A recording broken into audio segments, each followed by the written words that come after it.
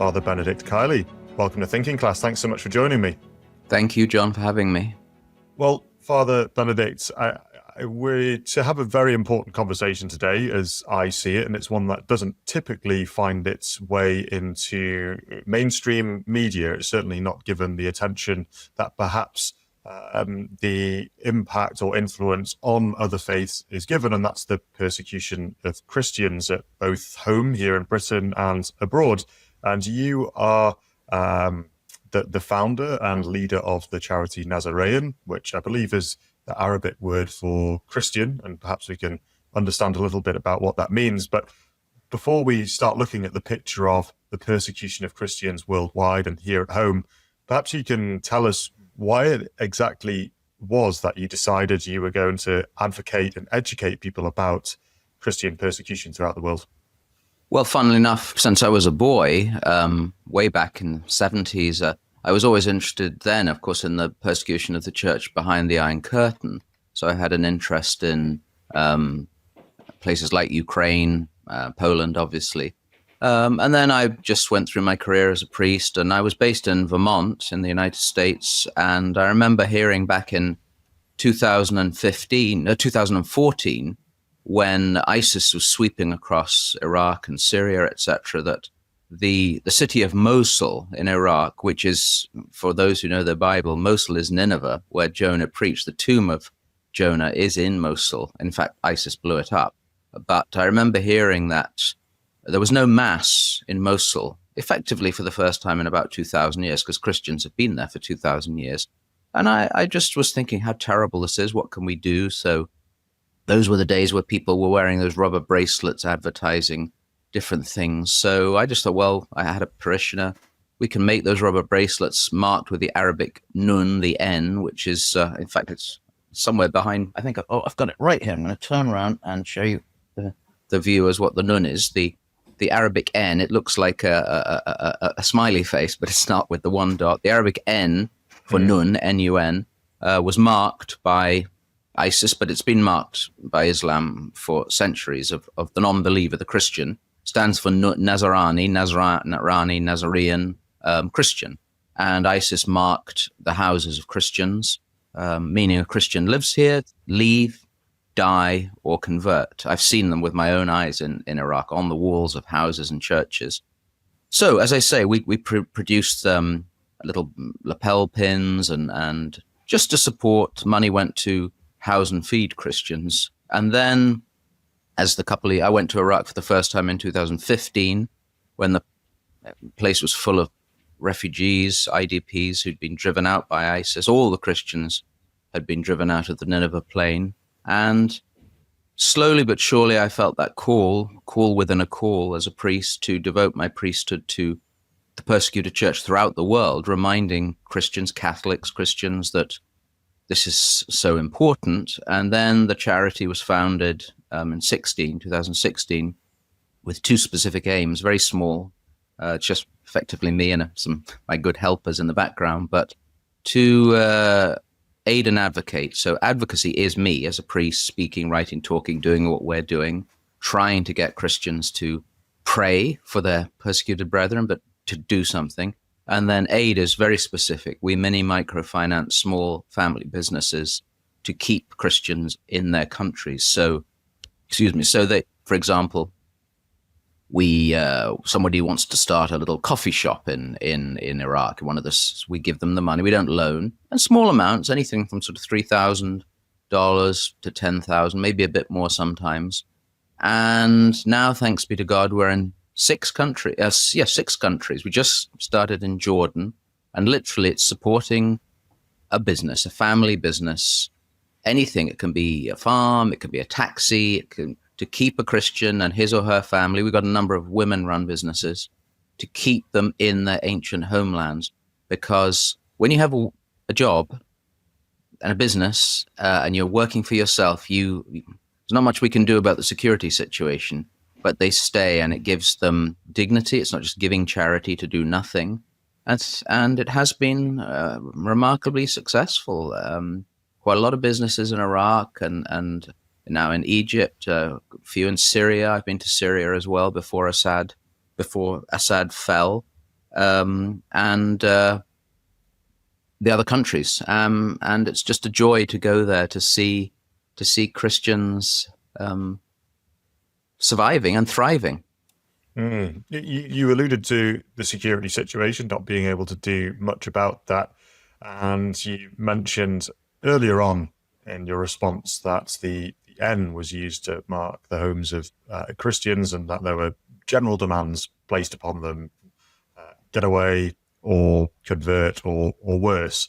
What does a day-to-day or a day in the life of a Christian in these lands as a distinct minority look like? What is the security situation for them? Well, then, of course, it was terrible. They were literally driven out. They all left, famously, the night of August the 6th, thousands and thousands in a convoy or from Nineveh to Erbil in Iraqi Kurdistan.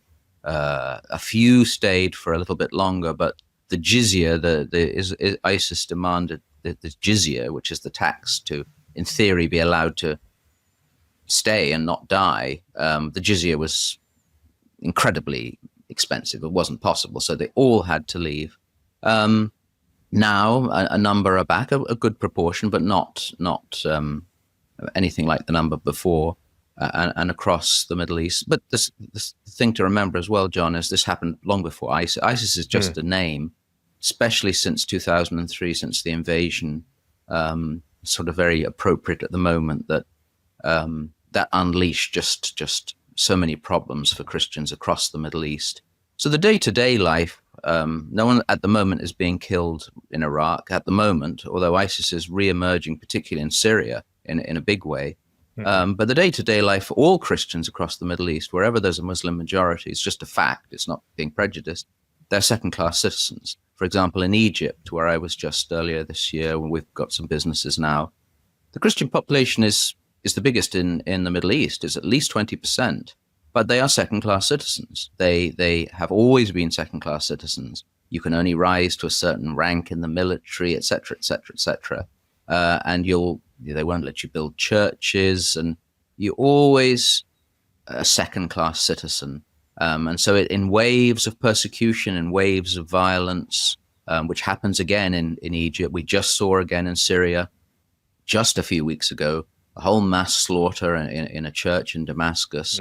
That's the lot of ordinary Christians. But the amazing thing is, for us Christians here, is these people, their faith is the most important thing to them. I often wonder, would we go to church on Sunday if the thought was we could easily be blown up? Well, they do. And they were back in church the following Sunday in Damascus. And that's tremendously encouraging for us believers who, we'll get into it later about here, but we're pretty weak and pretty soft. And when, not if, the persecution increases here, will we have the fortitude that they have? Well, that's an open question, and one that I think most people wouldn't have a positive answer to. But before we get there, Father Benedict, you were talking about the erasure of Christian heritage. Firstly, the blowing up of the tomb of Jonah, and then you haven't mentioned Egypt there, even with a minority of Christians, though a sizable one, 20% of the population. In the news recently, it was shared that St. Catherine's Monastery, one of the oldest monasteries in the world, Coptic Christians having worshipped there for almost 2,000 years, an incredibly huge number of years, has since been ordered by the state to close, and it's now going to become a museum. Is this a theme that recurs throughout places where there's a Muslim majority, that there's an erasure of what came before?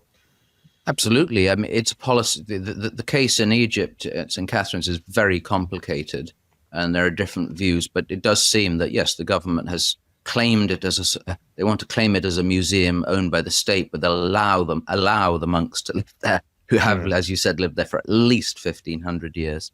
It's very tricky. And as I said, the building of churches, for example, I went to a village near Alexandria, and they've been trying to build their church for years, and they don't get permissions. And there was actually a very large police van and a fire engine parked outside because the danger is they'll get attacked at night or something.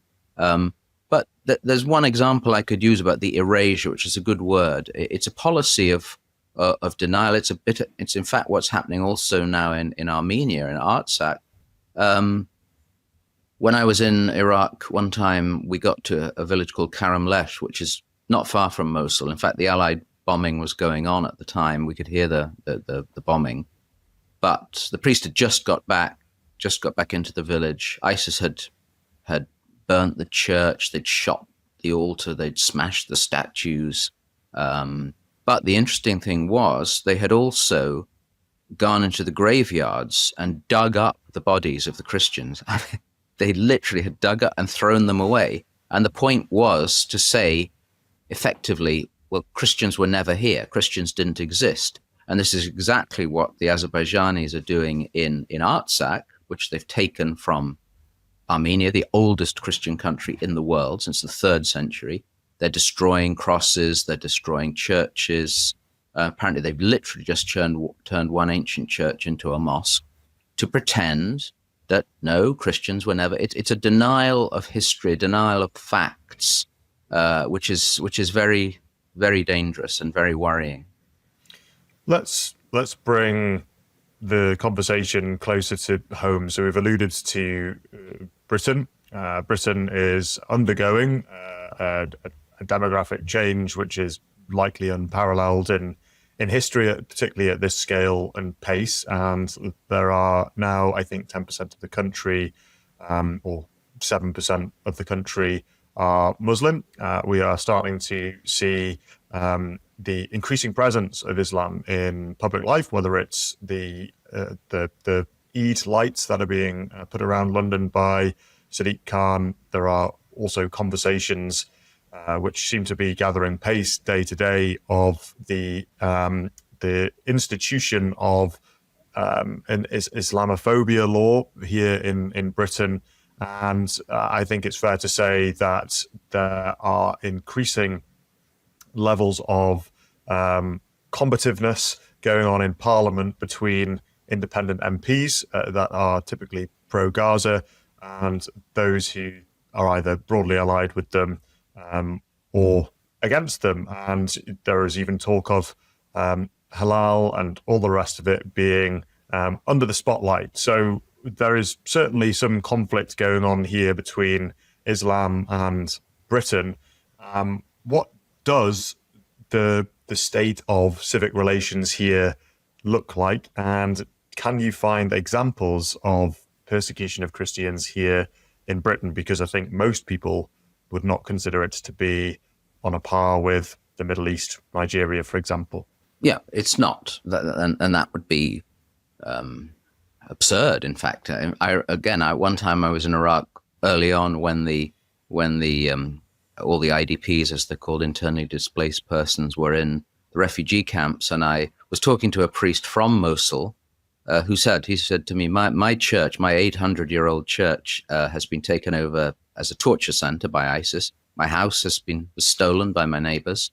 And then I said to him, sort of rather stupidly, I said, well, Father, we're getting persecution in England and the West as well. He said, you haven't had your head cut off. And that's a kind of a point. However, what we are seeing, and across Europe, this is not just Britain, although it does seem to be almost the worst in Britain now, although we just saw in Brussels some incidents, and we think of, again, perhaps a lot of listeners and viewers don't know the case of Päivi Räisänen, the Finnish MP. Päivi was a member of the Finnish Parliament, a minister, and she tweeted a Bible verse, and she objected to pride as a right of free speech, quoting the Bible.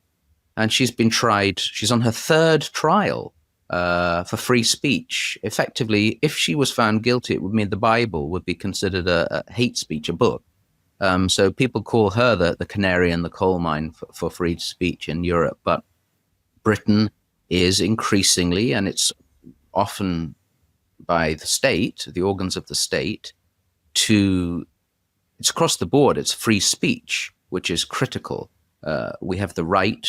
Christians are very, I'm not going to say are easily offended, because we're attacked all the time, but it's to be expected that Christianity will be attacked, and rudely and vilely, perhaps.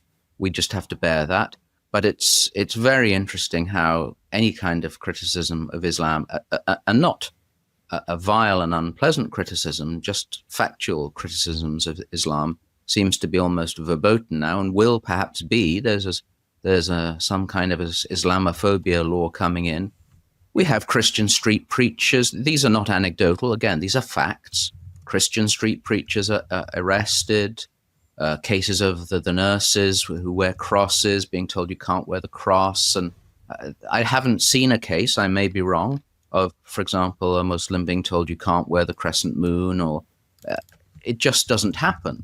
So it's not Christians sort of whining and being, we're a minority. That's also a fact, which perhaps some of the clergy, maybe the bishops, don't quite realize, that we are a minority of a minority now.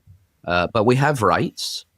And Britain, England, is really the home of free speech and democracy, and that is being eroded. There is no doubt. And Christianity, while it's still in theory the official religion of this country, and we have a veneer of Christianity. If a tourist comes here, they look at the cathedrals and think the king is the head of the Church of England. But the reality is, it's a very secular state now. And I really speak of England more than Britain, but it's a very secular country. But in that secular country, as we know, I think Pope Benedict once said about a vacuum, we know nature abhors a vacuum. When there's a vacuum of spirituality and of faith, something will fill it, either aggressive secularism, or if a new religion is growing, that also gets more and more power. And Islam, quite aggressive Islam, is growing in this country, and Christians can work with Muslims on many things, for example, on some certain family issues, etc. And I've always said we can live in peace with Islam. The question is, can Islam live in peace with us? And this is all to do, again, with not just tolerance and toleration, it's to do with integration. So there are a lot of questions, but the situation for what I call Orthodox Christians, small o, Bible-believing Christians, etc., is getting tougher. We've talked a little about why persecution of Christians doesn't really make the column inches, and there are some pretty shocking examples of not just persecution, but widespread massacres. I think in Nigeria, almost daily, we're talking about hundreds of people who can be massacred in one go. I don't want to make up a number, but we're talking tens of thousands in a few decades of Christians that have been massacred. And as you've mentioned, we're talking about public beheadings and rapes and the ransacking of villages, unless people forcibly choose to be converted. Why don't you think, or why do you think the media doesn't attend to these issues in the same way, apart from secularism? Well, it's an aggressive the media, without tarring them all with the same brush, but media, academia, etc., is now across the West, particularly Europe and here, is secular. It's Christianity. I think it's probably one of the main causes is Christianity, Orthodox Christianity, in terms of sexual ethics, seems to be very much against the zeitgeist, and so it's opposed.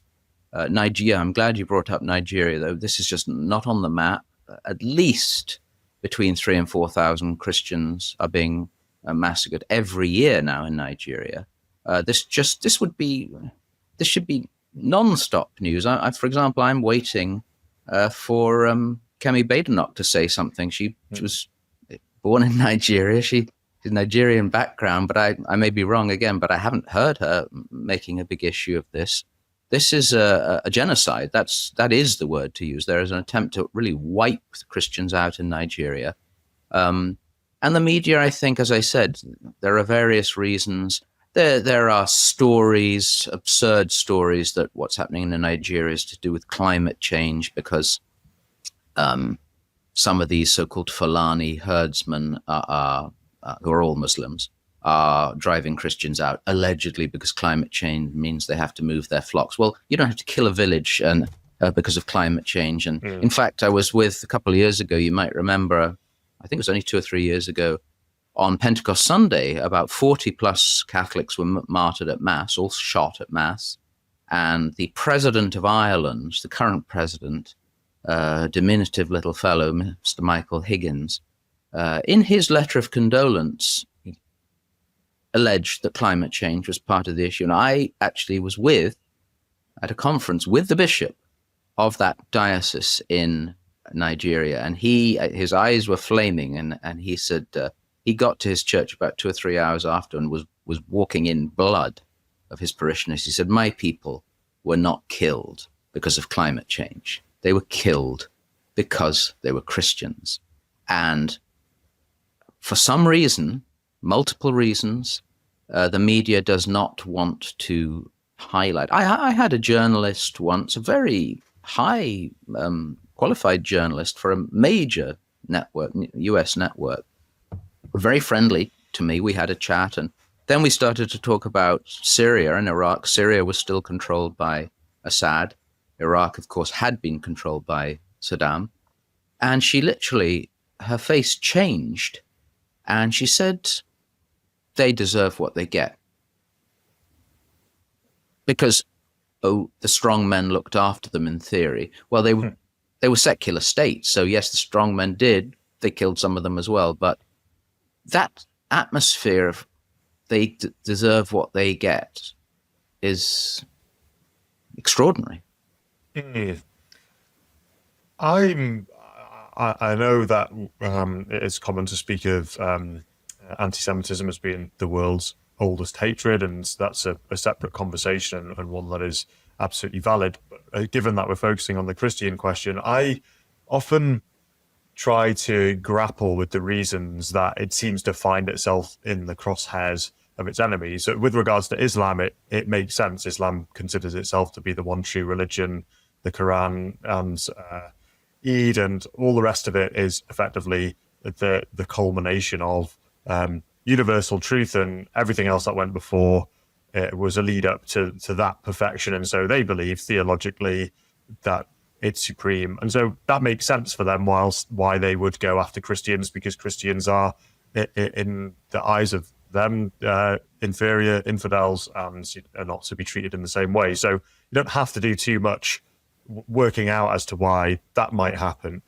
But with regards to secularism, and you're a priest who's followed his vocation, and I would be interested to hear what you make of the notion that is Christianity in the crosshairs of those who are secular, because it's almost too high an ideal for people to follow, that it's the ultimate judgment on a person's conscience and character, because it calls you to be more every day, and it calls you to recognize your own faults and sins and imperfections every day. And people are just too proud to want to deal with that and have these people who are trying to straighten themselves, the crooked wood, as it were, there as a sign of their own inferiority. And I don't say that through my own supposed superiority, but it just seems to me that Christians get a seriously raw deal, and people want to dismiss it and diminish it. But clearly, it's bequeathed so much to the world in terms of human dignity, regardless of faith. And it feels like people are quite willing to turn a blind eye to that, take the fruits as they think, but basically get rid of all the annoying Christians at the same time, because it puts a mirror on them they're not willing to look into. What are your thoughts on that? Well, yes. What you're saying partly is, of course, the central theory of Tom Holland's book, Dominion, that all or all these so-called values. I find it interesting whenever they talk about European values or British value. Whenever there's a terrorist attack, they say, the politicians say, well, we won't let this destroy our values. Well, what are our values? Well, if it's just tolerance, that's nothing. Do we tolerate a mass murderer? The values are essentially Christian. That's Tom Holland's point. Secularists don't want to acknowledge that. It's a very deep question. Part of what you say, I think, is correct. Perhaps in the past, sometimes Christians have imposed. St. John Paul used to say beautifully, Christianity, now Catholicism, proposes. It doesn't impose. So yes, we propose the highest ideal, the greatest ideal for humanity, of what we're called to, that we can be great. But there is a peculiar hatred of Christianity. As I said earlier about, for example, sexual ethics, people obviously feel we're bigots. We've got no right to tell people how to live, all this kind of thing. Partly of those, well, it's. I'm thinking, for example, of the European Constitution. Remember that great debate when Christianity was removed, the foundation of Europe was not mentioned. A denial of history, once again, a denial of reality. I'm thinking for our readers and our viewers who read their Bibles well, that passage in the letter of St. James when he talks about looking in the mirror and walking away and forgetting what we look like. There's an essence of that about this. Who are we as people? Well, can we live? I think T.S. Eliot said, I'll paraphrase him badly, but something like, obviously writing probably in the 30s or 40s, he said that there's an attempt to live without these foundational values. And he said it will fail, but we have to somehow live through this moment. And this has obviously increased massively now to that's why I talked about a veneer. Sometimes Britain can look a bit like a stage set with the cathedrals, but if you sort of look behind it, there's nothing there. It's empty. Even though there's a little bit of a religious revival, which is also very interesting. But secularism itself as an ideology is almost, we could go all the way back to the Roman Empire, that you can't have two gods. You've got to serve the emperor. And if now the emperor is the secular state in all its ways, including controlling family life, including controlling education, which is not the business of the state to control education of your children completely, or you bow to the true God and live in a plural state. We're not talking about a theocracy or these are always thrown at us again. We want to be, you're the Christian ayatollahs or something. No, but there is a place for that freedom of religion, which I would also give to Islam within those parameters of living in that plural state. But I think the secular state's attempt, once again, Bible verses. Jesus said, house built on sand has no foundations, and when the wind and the rain come, it will fall, and what a fall. A house built on rock will survive. Jesus wasn't, he was the divine architect, but it's just a fact that this building built on sand will one day collapse, and it will be a mighty fall. You raised some interesting points there as you referenced the European Union talking, or at least when it was instituting the constitution for the EU. And it reminded me of walking the Camino de Santiago with my fiance, very soon to be wife. And what I noticed along the way on the signs, which had the scallop shell, that was is synonymous with St. James, was that beneath each of those signs, it was something along the lines of, this has been brought to you by, or this has been gifted by the Cultural and Historic Association of the European Union. Almost nowhere did it even really reference the Christian story, nor the fact that that pilgrimage network going all the way to Santiago, which spreads all the way through the Iberian Peninsula, all the way through France to the Low Countries, to northern Italy, to Switzerland, to beyond Poland. I think even you can join onto it. This is it's clear to anyone who even looks at it for 2 seconds that it was this faith, and it was the institution based in Rome itself that was building anything that we could say was Europe. And there is this a total it's an erasure. It's in a different way. It's not the same as the Islamic erasure, but it's almost like an institutional laundering. Look what we give you, but you're just parasiting off it in some way. And another point, as you were talking and thinking about that erasure, I just saw a clip from a conference which Eric Kaufmann at the University of Buckingham had arranged at the Centre of Heterodox Social Science, and he had Matt Goodwin speaking about the changing demographics, the changing religious makeup, and what that might mean, and how it's having a serious impact on identity, and some of Britain's citizens are not integrating very well. And another speaker there who writes for the Free Press, which is a Barry Weiss run publication, she's called Batya Ungar Sargon. I didn't know actually that she might have been from a Muslim background, but she's Jewish. Oh, she's Jewish, is she? She's Jewish. Yeah, very interesting. Which is interesting. Yeah, I've met her once. She's a very interesting lady. But I know the carry on. But I know the clip you're talking. I literally saw it this morning as well. Yeah, same. So she effectively told Matt Goodwin that he was effectively being inflammatory and dismissive, and there's no way to talk about citizens of a country because the West is built on Judeo-Christian and Muslim values. Now that is interesting. I've never heard that combination before, and I'm not entirely sure. Now I know she's a Jewish woman, why she would launder that in, but I just can't see even the most uneducated person about these matters finding that believable at all, or why she thought that was appropriate. It's very peculiar. As I said, I've met her once. I've heard her speak. I like her a lot. I think she says some very, very interesting stuff. She's sort of on economics and things. She's really pulled the fact that the Republicans now are the party of the working class in America, and but that's very odd and not true. Because you could say, well, some of the West is built on Islam because it was the conquest of Islam. But no, that's peculiar. And I think perhaps sometimes that's an American issue of not living under Islam is quite well integrated in many ways. And I was talking to someone about this yesterday, that there aren't the sort of cities which are almost completely majority Muslim, and Sharia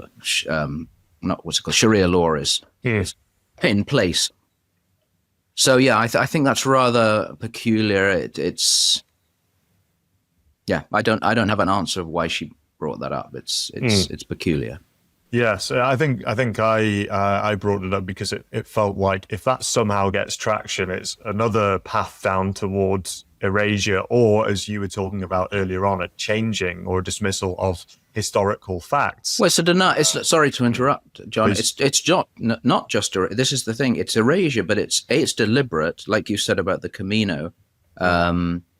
It's one sounds you can get very conspiracy theory-ish, but I think it's a denial of reality, a deliberate denial of reality.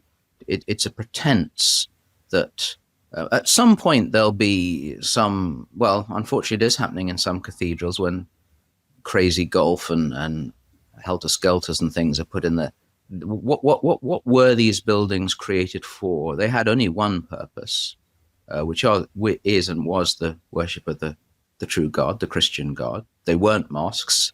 They're not synagogues, but there'll be a point where they are, and they are in many ways museums. When you go into a cathedral, Catholic or Anglican, people are wandering in as tourists.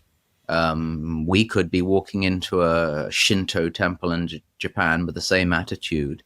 To be positive, though, I think perhaps it's good to have a little bit of positivity as well, or not optimism, perhaps hope is better. It's a theological virtue. There is this seeming revival, small, but that is also very interesting, that the the majority, I think the clergy, or particularly bishops, leaders in the church, who are still many of them the boomers and people educated in the 70s, 60s, 70s, 80s, are not picking up the fact that for an average English person, again, I will speak only of England, for a young person in England, let's say under 30, 35 or whatever, they really have no concept of Christianity, basic concepts. So in some ways there's a lot of talk of inoculation and immunity, and in many ways they're ready to be infected by Christianity because it's a new, the concepts are new. And when you look at Western society, we hear of this tragedy, the loneliness and the young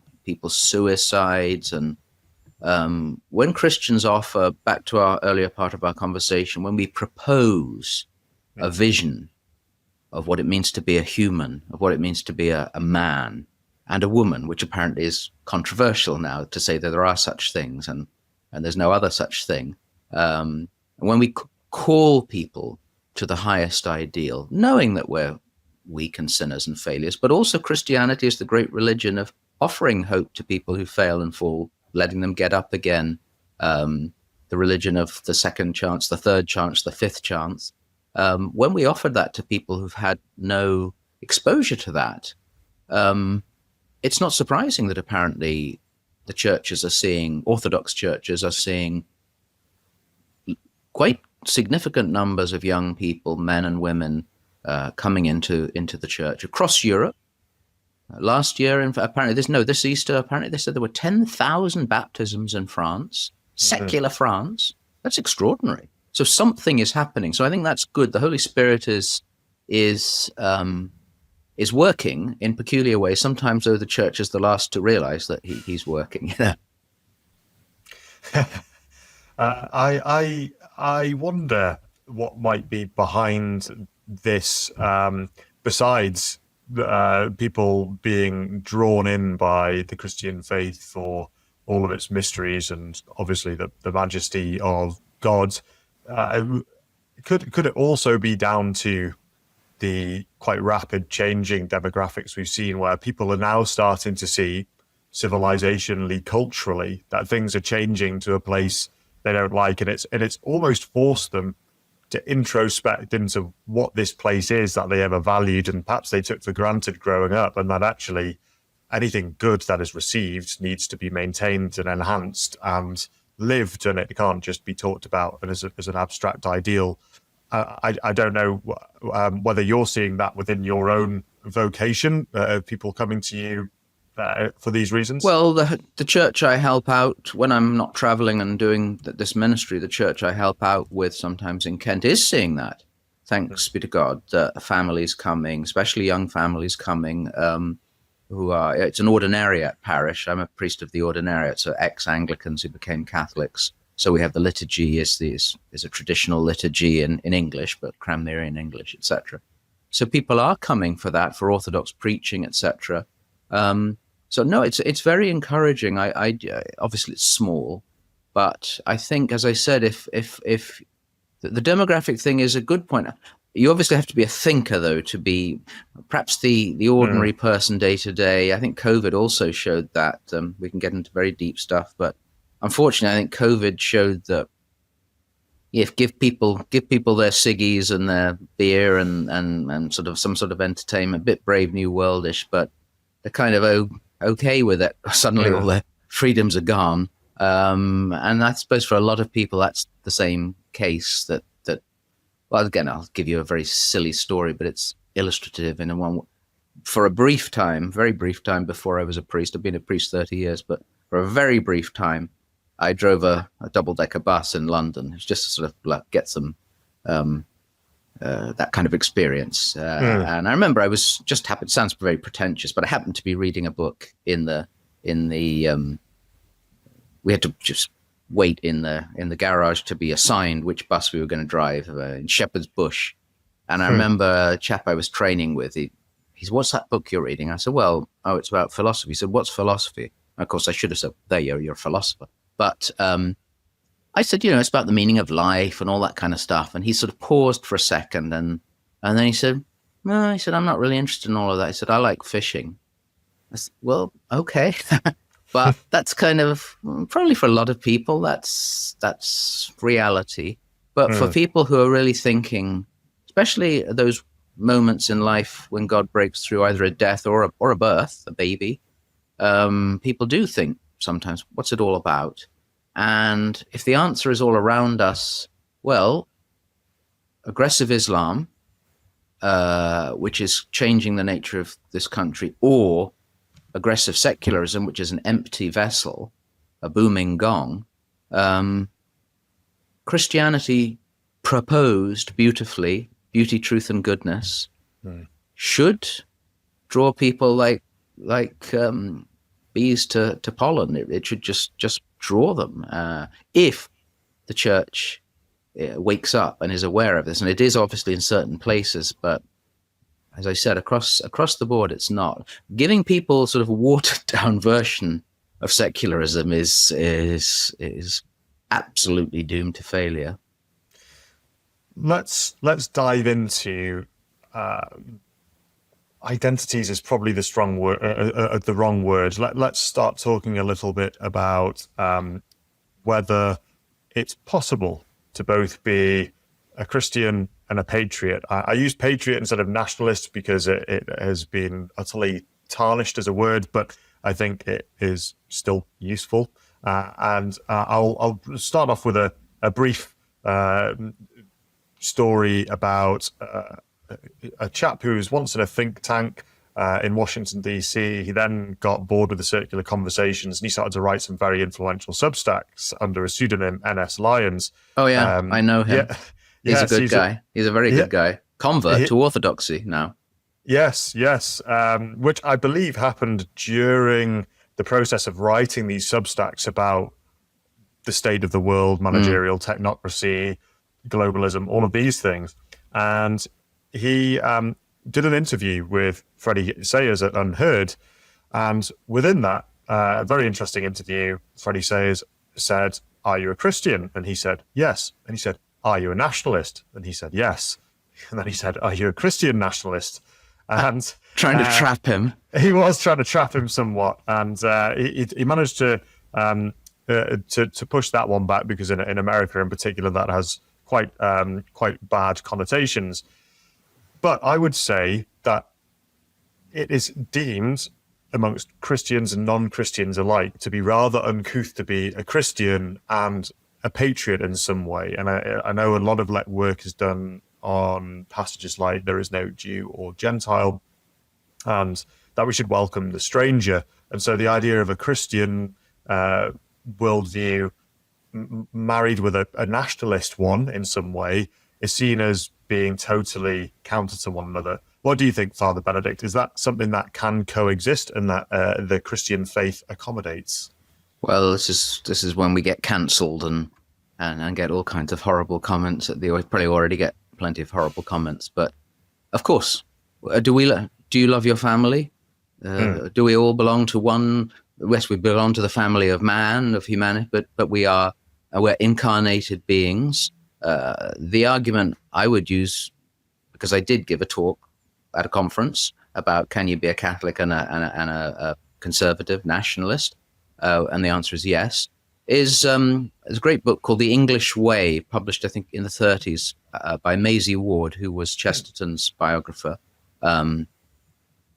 using different great saints and figures from our history, our 2,000 almost year history of Christianity in Britain. And one of the things, though, Maisie Ward said in her introduction was, because Christianity, Catholicism, Orthodox Christianity is sacramental, it takes on a shape and a form in different places.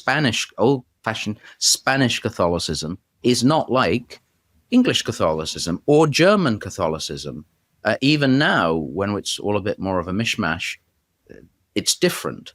And so, of course, the love of our country, our nation.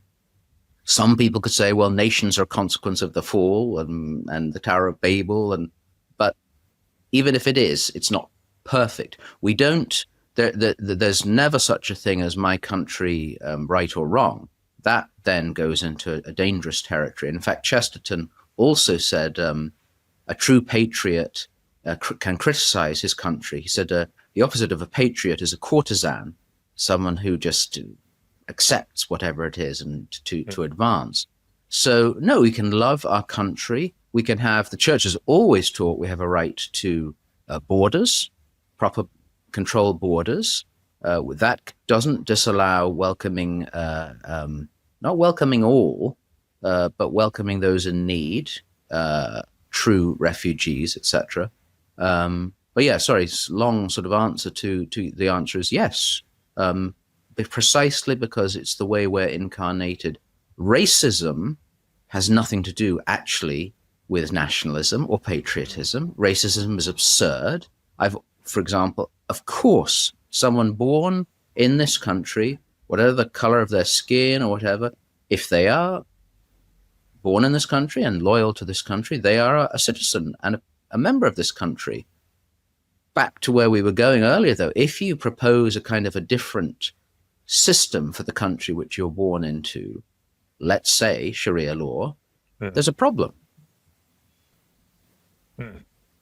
I would agree with that, and it's quite staggering that somehow the national conversation hasn't quite gotten there with regards to people within the country proposing systems totally counter to, anathema to the inheritance that they have received, and done in the spirit, in some respects, of conquest, or at least attaining a kind of power and influence for whatever their preferred worldview is. And I think it is a fair conversation to be had around what that means for the nature of citizenship if people are not willing to have pre-political, pre-religious allegiances to here. The people, but if that's suppressed, John, which is what is in many ways being proposed, this is why it's so dangerous, because we can have that conversation and rightly challenge Islam or Christians. Can you live within this system happily? If the answer is yes, no problem.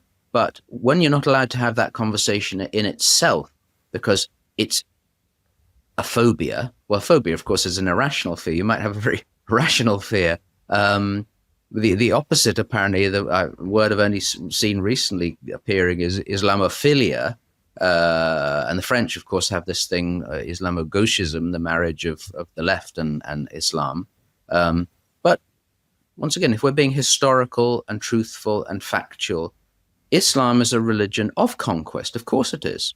It's a religion that believes, as you said at the beginning, it's the truth, the absolute truth, the final revelation. As they call him, the Prophet Muhammad is the last of the prophets. They do accept Jesus as a prophet and have a reverence for him and for Mary. However, the religion is spread. And very interesting, that word, I hadn't picked that up until I heard someone actually use it. People, they don't convert to Islam. They revert, apparently. Even so, if either of us became Muslims, a Muslim would say, yeah, he reverted. So we're all actually Muslims, apparently, but we just don't realize it. Now, once again, that's also a problem that we have to say, you can't spread that. You can try and convert. Got nothing wrong with Muslim preaching either, if it's, again, not preaching to go out and kill people, whatever, but convert by word and thought and even good action, but not by force, and not suppressing any criticisms. We've seen, for example, of any criticism of Muhammad. As I said right at the beginning, think of how Christianity has been abused over the years. It's fashionable, in fact, because no comedian will tell a joke about Islam. Think of that poor teacher up in Yorkshire who's still in hiding 4 years later. And in France, a teacher was beheaded for criticizing Islam. This is unacceptable, and we should be. Everyone of good faith should be speaking out against that. But there's either that principally fear, but then that strange, peculiar marriage of Islamo-Gauchism, the left or liberal left, and Islam, which useful idiots, very useful idiots. Unfortunately, they're useful for them, but also I think they don't realize what Islam actually does think of them. Really, deep down, they'll discover. Well, here, and I think as a footnote to that is, I think there's also a group of people, and maybe it exists in many people's heads, who see that things aren't quite right, that there's an optimism that everything will turn out okay in the end, and I, given that there's quite a lot of despair around and a lot of black pilling from people who don't necessarily share that optimism. It brings to mind a quote, and I can't remember his first name, but he's called Bananos, and he's been George quoted in various Bananos, speeches. yeah. There you go. The French author, yeah. Absolutely. And the quote is, "Optimism is the false hope of cowards and fools," which speaks to the fear bit you were talking about. And then he said, "True hope is despair overcome." And I think I have certainly been a black pillar in some respects, but I see that it does no good. And so I do retain that Christian virtue of hope, but with hope, as you are doing in your ministry, it requires action. It requires getting your hands dirty. It's something that I have to tell myself every day, that you can't just live in this world of abstract ideals and talking about things alone, because that in itself becomes a kind of optimism that might be enough. So I'm hopeful that we can find our way, and I will try to do whatever small part I can to influence the small corner of the world I inhabit. But I'm certainly very, very grateful for you, Father Benedict, going out and doing what it is that you do. I think it's incredibly important, and I think the more that we can raise awareness of this, I think people will realize that things aren't as they seem, because they just don't see it in the papers and wherever else they get their news. So thank you, Father Benedict. But before I let you go, I want to ask one question that I ask all of my guests, which I planted at the very start before we pressed record. And that is, what have you changed your mind on during the course of your life? Perhaps it was something that was an absolute, maybe it wasn't, maybe it was something a bit more trifling. And what was it that made you think differently? Well, first, thank you, John, for having me, and what you said. And that, it's not really the answer to the question, but it is something one changes one's mind upon, that ultimately it is about small things. Small is beautiful, and we do what we do. We leave the rest up to God. We do the best we can do. That is probably something I've changed my mind upon, realizing that you answer your vocation, or each one of us has a unique vocation in some way, shape, or form. We live that to the best of our ability, and the rest is up to God. And even if it all collapses and falls, we've done what we should do. We have to live, perhaps, well, I can finish with just a recent experience that I was just in Kazakhstan, which is amazing. We put a shrine in to pray for the persecuted. Kazakhstan was a giant gulag. Stalin sent millions of people from all over the Soviet Empire to Kazakhstan. And I was with Bishop Schneider, who was actually a child of the gulags. He grew up in a gulag and baptized by an underground priest. And I said to him, "Bishop, what was it like growing up in the underground church?" And he said, "It was the greatest experience of my life." So when the faith is weak and flabby, and I happily admit that for much of my life it's been very easy to be a Christian or Catholic without much challenge. But the more it gets challenged, one is hopefully trying to become a better person, failing and falling, but realizing what's important. But with what you said, with the thing if we're all tempted sometimes, often to head towards the having every silver lining having a cloud. We've got to stay on to hope that it's the Tolkien called the long defeat, but we've won. Christ has won. The cross is behind me. Christ has conquered sin and death. The resurrection is now. That's perhaps something that's happened to me most, perhaps in recent years, is that realization of the resurrection is not pie in the sky when you die. The resurrection is now. We live as specialist sacramental Christians. We live in touch with the divine on a daily basis to be fed. And Bishop Schneider actually said it was the Eucharist. He said the Eucharist became so important to me to know that we have Christ. We can touch Christ and receive Christ. So that's what we've got to hold on to in the midst of whatever comes. Well, Father Benedict, thank you for that. Keep fighting the good fight. And Thank you. in case my viewers would like to check out your work, your writings, anywhere they can find speeches, what dark corners of the internet do you inhabit? Well, the best is to go for our work is Nazarean.org, but it's important for the spelling. It's Nasarean, Nasarean.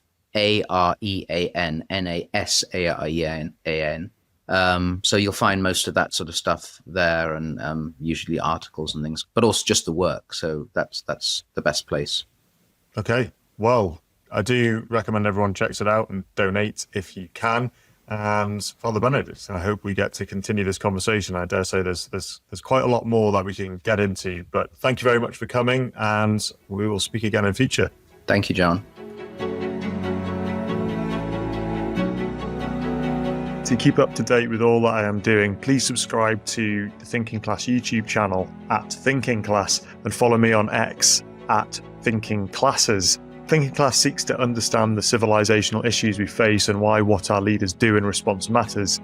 Here, I seek to explore the ideas, values, and culture that made our civilization, those that are unmaking it, and how leaders at our public and private institutions should respond. Engage with me on YouTube or X, or write to me at thinkingclasspod@gmail.com to tell me who you want me to speak to and what topics are important to you. I look forward to seeing you there and for joining me on this journey.